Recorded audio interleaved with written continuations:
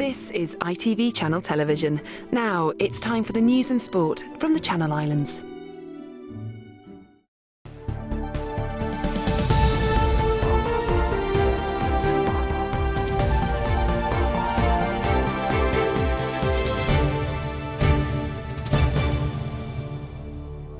Hello and welcome to ITV News. The headlines on Channel this evening. Is medical cannabis the key to revitalising growth in the islands? They're not extracting in Jersey. I think they'd like to.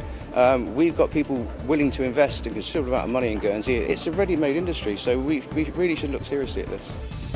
Also on the programme, gaining momentum. The petition calling for victims of asbestos-related cancer to be compensated. A taste of the shoreline. We're foraging for sustainable delights for the restaurant table. And counting down to Guernsey's West Show. We're live with organisers as the finishing touches are made.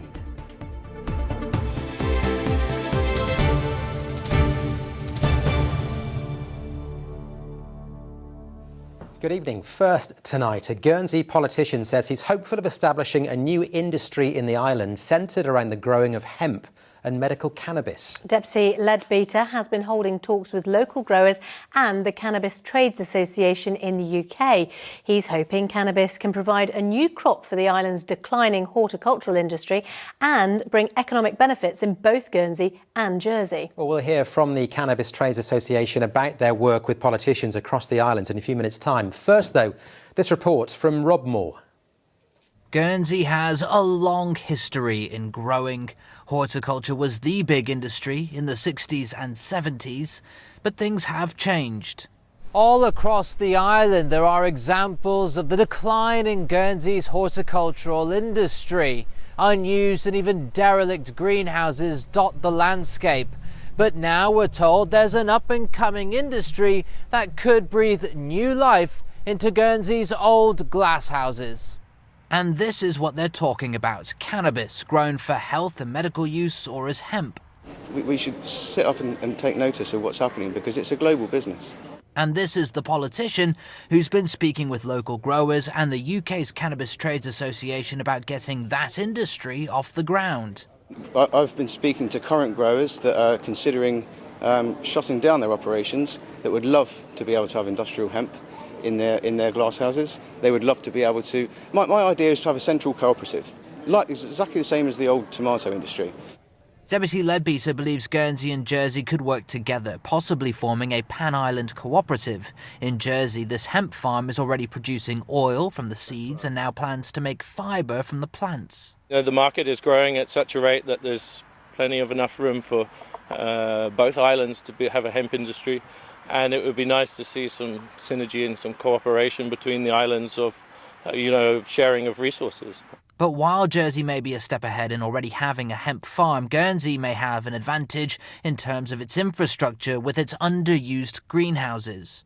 But alongside that, you've got the skills and the experience of growers. We have a proud history of growing, and as people age, we're losing some of that. So it's a great way of us being able to retain that, pass that on, bring through new generations, and overall can contribute to the GDP, contribute to the employment.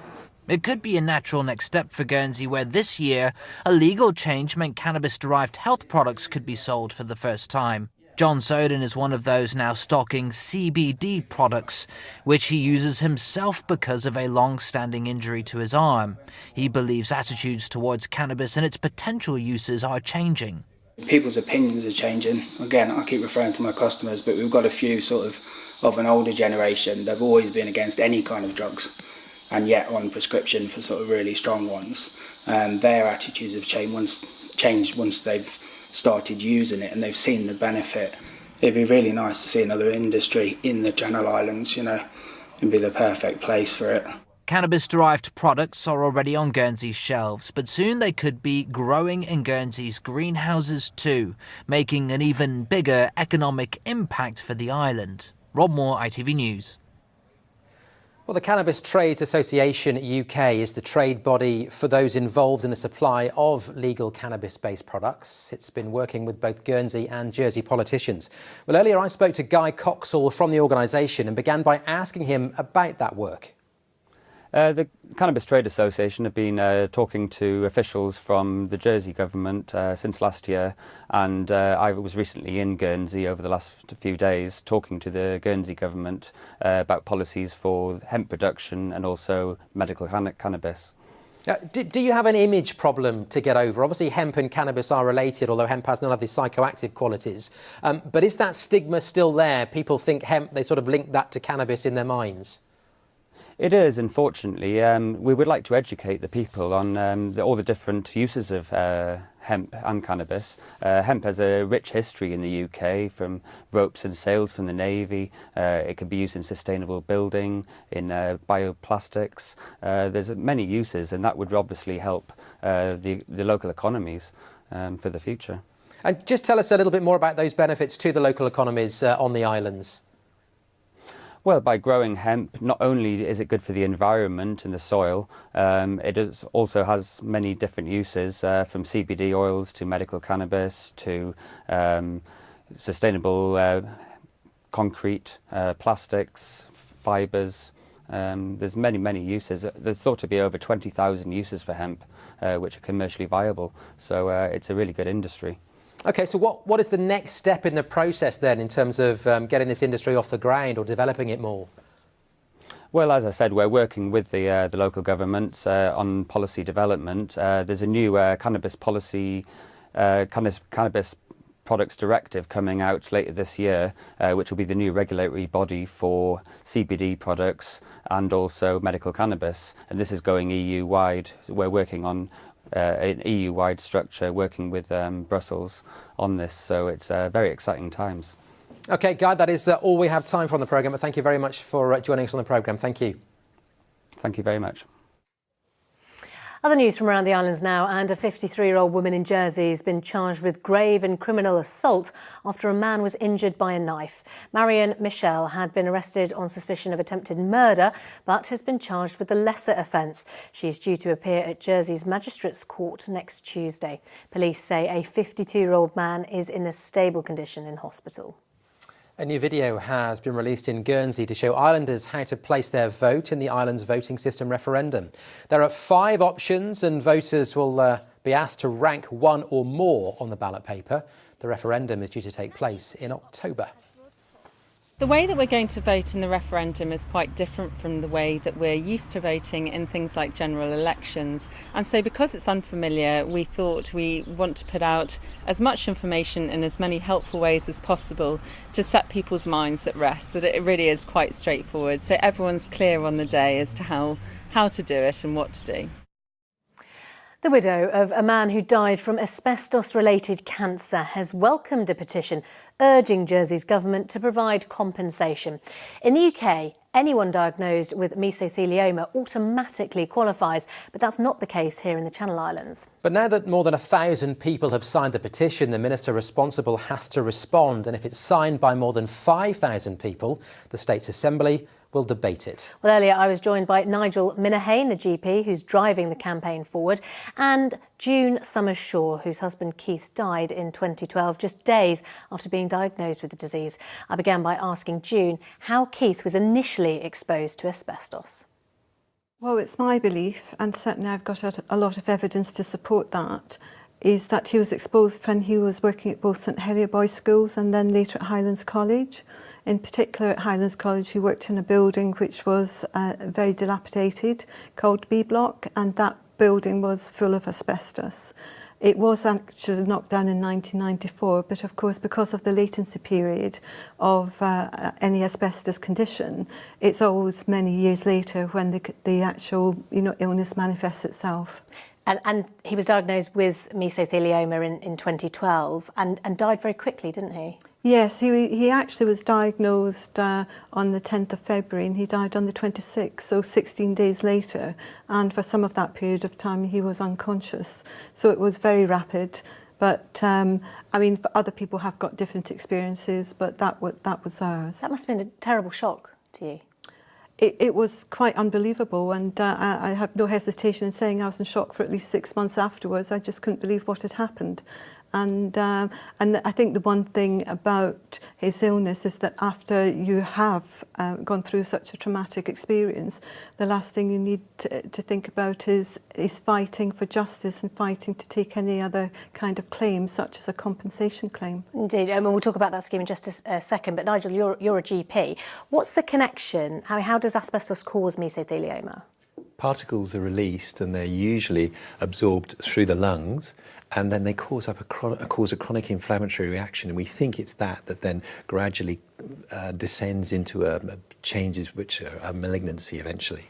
And June, as you mentioned, it's a devastating disease. What would a compensation scheme mean to you and other families affected? Well, everybody thinks about the compensation scheme in terms of money, and certainly that's one aspect of it, because the person is very unlikely to be able to go back to work as soon as they've been diagnosed. But the compensation scheme in the UK also triggers other support and other benefits, which means that family is actually supported. There's a fast-track system where everything is put in place because they know that it's a very short life-limiting illness. And it's a support much as anything else. And the fact that the government have recognised that they were culpable in not alerting people to this as such a dangerous condition all those years ago. And Jersey's no different in that respect. And Nigel, you've been helping to drive this campaign forward. The petition's now got 1,000 signatures. What do you make of that traction, that progress? Well, the actual petition has only been live for a week or two, so that's fantastic. And what we'd like to do is to use that to generate a response and hopefully a state's debate eventually. Ideally, we have Karina Alves has very kindly stepped forward and is prepared to put forward a proposition. So we hope again that will increase the traction and allow a more public debate about this issue and how we might take things forward. Well, we'll be watching this with great interest, but for now, Nigel Minahane and June Summers-Shaw, thanks very much for your time.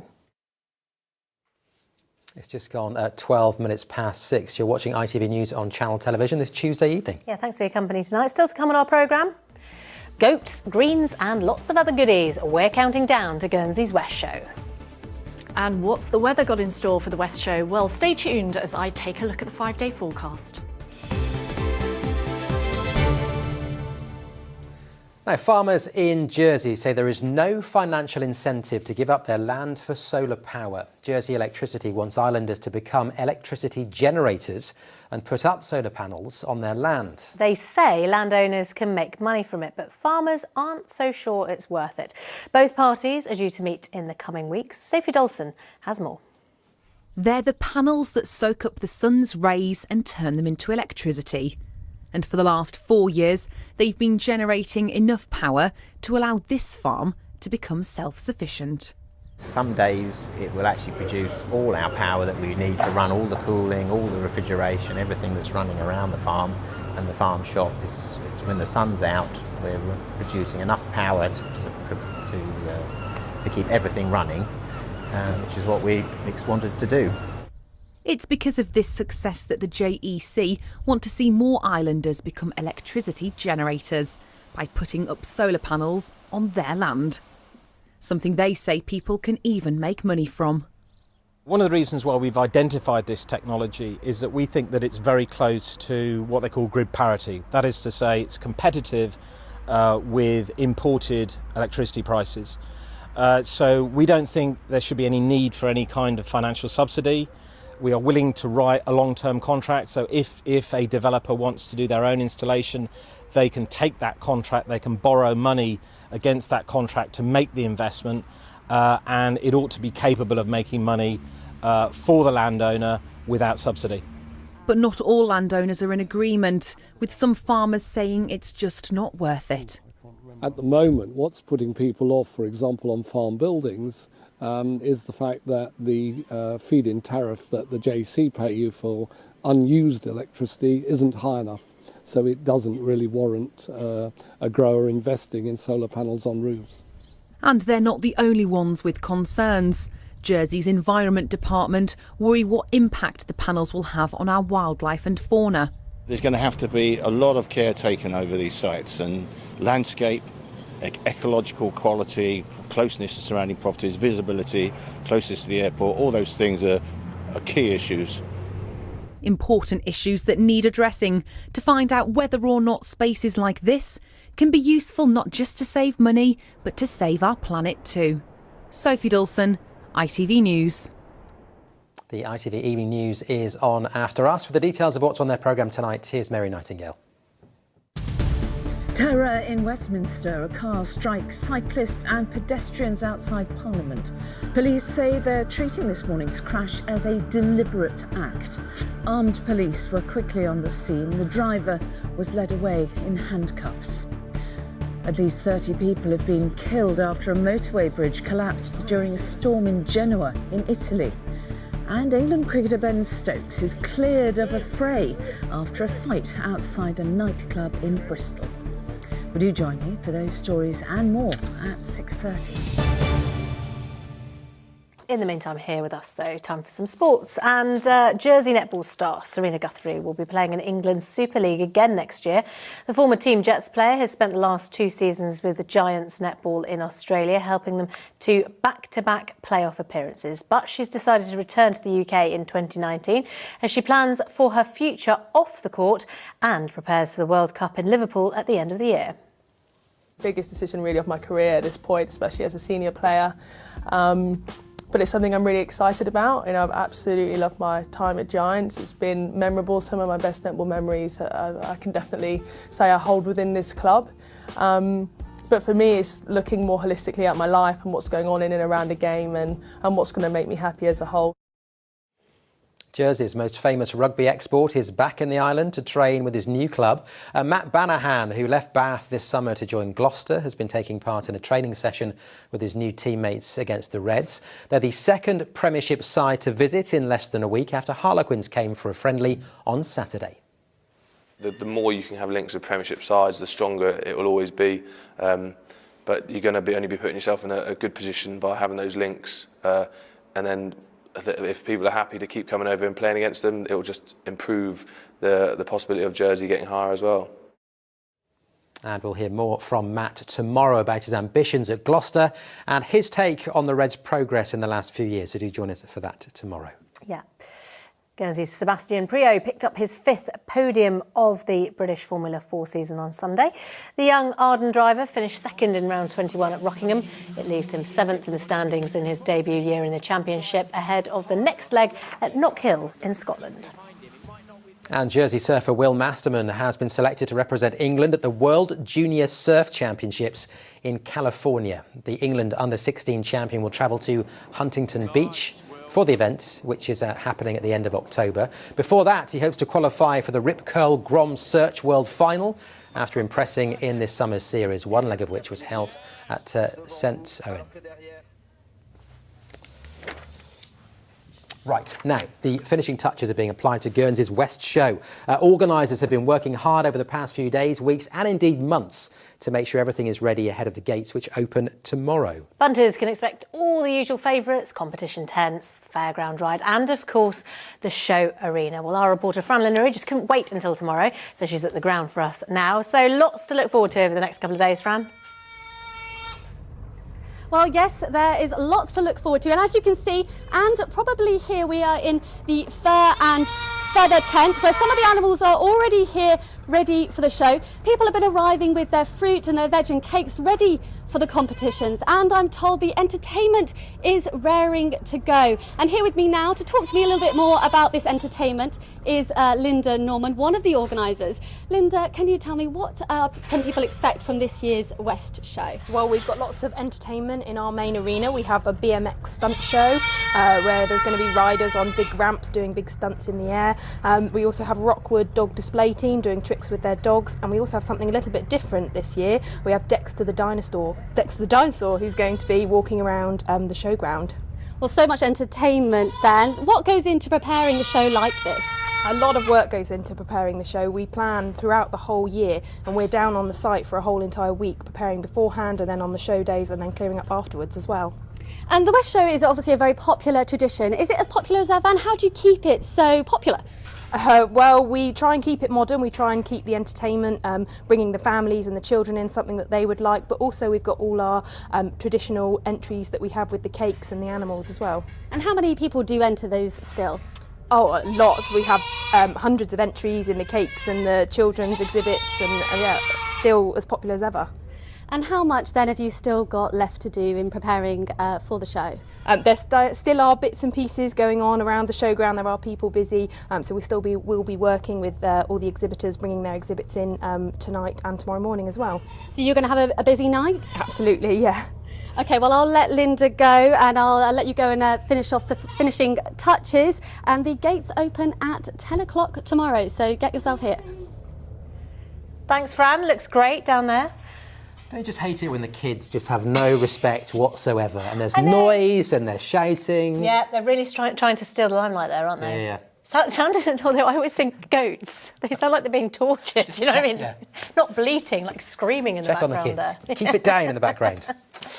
Right, now chefs across Jersey are taking part in a project to make the most of the natural produce growing along the shoreline. The idea is that they rethink menus and use sustainable food. Yeah, the so-called climavore menus, that's a new one on me, focus on how we adapt our food choices to what's available locally rather than rely on pre-packaged goods which have to travel long distances. Wesley Smith joins 2 local chefs foraging for ingredients to create new dishes for their guests. We go for a stroll by the beach. Few of us realise there's tasty, sustainable food ripe for the picking, provided you know what you're looking for. And you get underneath, they're really green. Yeah. Right. Really Juicy, fresh. aren't they? And full of water. It's that lovely kind of sea watery, sea salt. Oh yeah. You snip that off there. Watch your fingers. Adam Braithwaite, who's a sous chef, has devoted many hours of research to be able to identify which seaside greens can make a delicious, nutrient-rich accompaniment to a meal. I think the flavour's a bit more unusual than a lot of them. Yeah. And it's got that fennelly kind of really aromatic flavour to it. He's down on St One's Beach helping hotel chef Will Holland find inspiration. Within a short time, they discover quite an assortment. Yeah. Oh, the sea beets. Sea beet. I love these. Yeah. People think that it's going to taste, you know, seaweedy or salty or too strong or anything, but a lot of them, they're very, very mild in flavour. They've got a delicious flavour. Some of them, I mean, they taste like things that people eat every day. Like we've been trying things this morning that we were saying they taste like green beans, or they taste like spinach, or they... It's like the spinach and broccolis and brassicas and stuff like that. It's a very, like a vegetable, green vegetable taste. Don't go out and start eating plants. It's not a case of just going out and giving something a try, you know. Golden rule, if in doubt, don't eat it. Will and Adam joined chefs from 10 eateries of all price ranges across Jersey in a project known as Climavore. It's not just about sea veg. The oyster beds off Grouville are a perfect example of how nature can help in an age where our waters have been suffused with nitrates and chemicals, thought by many to have come from intensive farming. It's claimed that a single oyster can filter up to 120 litres of water a day. Seaweeds and other shoreline greens can provide protein without the need for irrigation or fertilisers. Climavore is really about looking at the foods we eat and our diets and exploring ways in which we can introduce foods that have a beneficial impact on the environment in Jersey. And the quality of the water supply will always be very important to the long-term sustainability and viability of the island. So ways in which we can improve the water supply, both freshwater and also the marine environment, for future generations to enjoy and make most of, is really, I guess, what's at the heart of this project. Back in the kitchen at the Atlantic Hotel, Will cleans any sand off the vegetation and prepares to work his magic. Jersey crab is incredible. It's some of the best crab I've ever used in my life. And at the moment it's really, really nice. So I'm thinking about doing something quite simple, just a crab risotto, Jersey crab, served with the sea vegetables that we picked this morning. Getting creative, I mean, that's what chefs thrive on. Within minutes, a Jersey crab risotto takes shape, enhanced by the hand-picked greens. Right, so at the top here we've got the sea beets, this is more like a spinach, the sea purslane, the flowers from the sea fennel or rock samphire, which is this one here, the salty fingers, and then this one, the small one, which is the sea blight. And it's ready for the restaurant table. Local, nutritious and sustainable. So I get to taste. Which fork shall I use? Whichever you want. Okay, we'll go for the little one. I'm going to dip into this one first. And to think that, well, less than 2 hours ago, we were picking this on the beach. You can't get fresher than that. That's really unusual, isn't it? Burst of the sea. Well, while I finish lunch, I'll say this is Wesley Smith, ITV News, St Brelard. Oh, thanks, Wesley. I wouldn't have thought Wesley would need tips on table etiquette. I would have thought he'd know which fork to use. It's a tough gig, that, as well, No. isn't it, for Wesley? I know. Do you know, I wouldn't be that confident foraging along the shoreline. Right. But very happy to pick berries on the cliff paths, make So a you've crumble done that? afterwards. Yeah, well, that kind of like foraging for stuff that you would recognise. I just Yeah. don't think I'd be confident just picking seaweed up. Although back in the day, I used to forage for apples. Okay, isn't that? But it's technically scrumping, isn't it? So when there's a grey area between foraging and pinching on at someone else's stuff. If you said you'd been scrumping, I would have thought you'd be talking about a completely different thing. Anyway, Okay, fine. now. Really? Yes. We'll talk about it afterwards. Yes, let's move on. Okay. Let's bring you the weather now. Here's Sophie with your forecast. She's going to be at the West Show on Thursday, but right now she's in Jersey with your weather.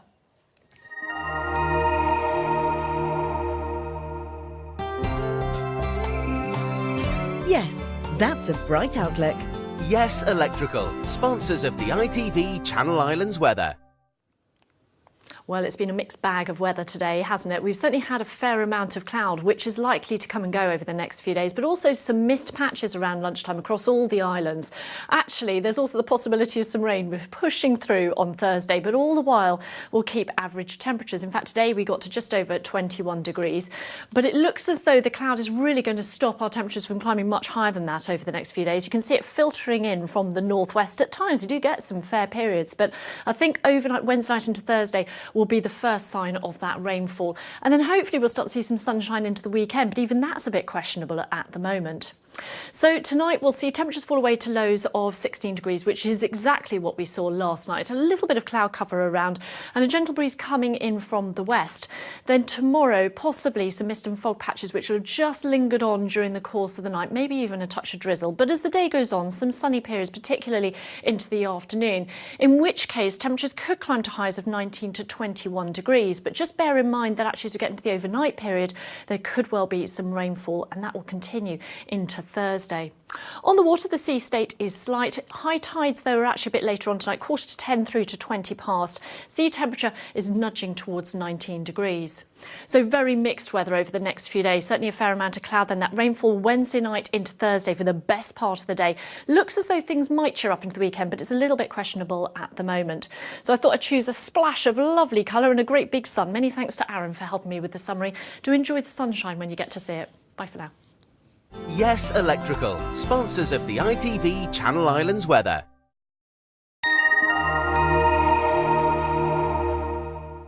And finally, before we go, a quick public service announcement. A reminder that viewers in Guernsey and Alderney who watch ITV and Channel 4 via a traditional rooftop aerial may experience some disruption tomorrow between 9 and 5. Essential work is being carried out on the main transmitter in Guernsey. Satellite reception, though, won't be affected. And that's about it from us for tonight. I'm back with the update at 10:30. Until then, from the team, have a lovely evening. Bye-bye. Bye-bye.